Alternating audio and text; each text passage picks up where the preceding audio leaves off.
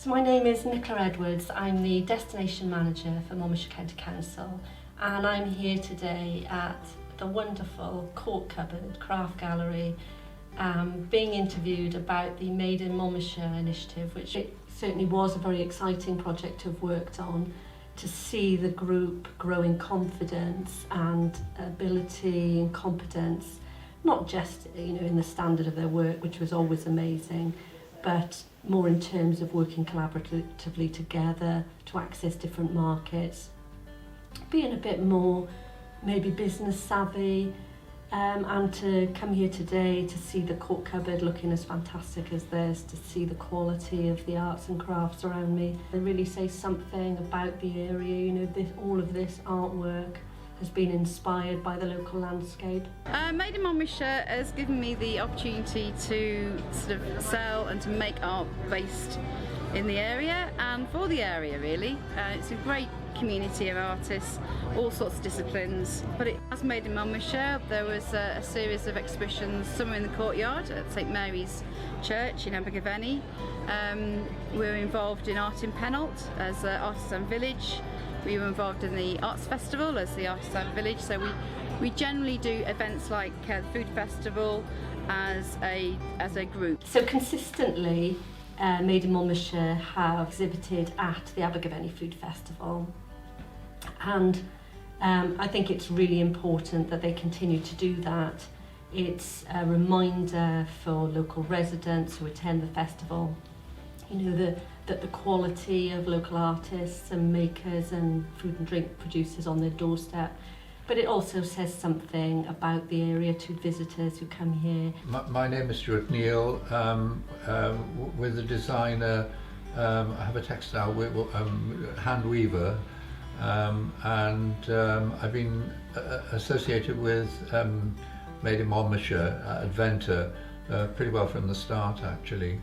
The very first event we had under Made in Monmouthshire was in the Food Festival, and we were up near what is now the cinema in an area there on the road there, and literally we had to turn out at something like 7 o'clock in the morning to set up the gazebos and take them down at night, and then come back on the Sunday and put them up again early in the morning.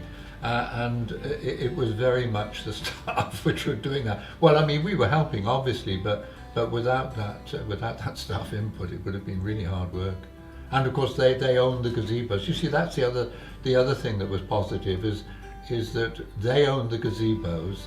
They had the material which made it work, because we had shelter through those gazebos. So that was really quite a thing. We all sort of chip in, we pay for the space together and we hire the marquees. It means that we can do it relatively on a good budget really. And I mean the footfall in the food festival is amazing. Adventa supported the Made in Monmouthshire initiative in a variety of ways.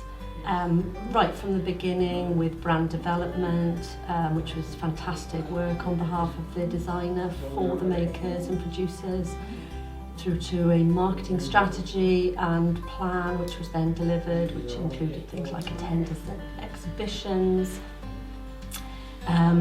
We had a PR campaign encouraging residents and visitors to buy local for Christmas. We, each of us, had our own leaflets for our own business produced by Adventa, promoting ourselves, and that was fantastic.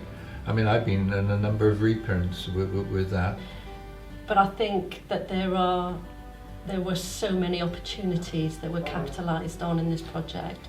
There was a real benefit both to the businesses and to the community to give them access to such a fantastic resource as this, and to raise the profile, the promotion of healthy eating, reduced food miles. Those are things that we take for granted now with the Wellbeing for Future Generations Act, but it was quite cutting edge at the time. Those ideas of sustainable, resilient communities, and that was what this project is all about, and that is what I truly believe it helped to support, and in that way it was a very valuable project.